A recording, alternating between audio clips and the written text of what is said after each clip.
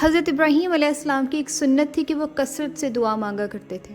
قرآن کریم میں ان کی بے شمار دعائیں ہیں، جن میں سے ایک دعا یہ ہے جس میں انہوں نے اپنے لیے اور اپنی اولاد کے لیے پابندی کے ساتھ نماز قائم کرنے کی دعا کی قبولیت کی دعا کی، اور اپنے والدین اور تمام مومنین کی بخشش کی دعا کی۔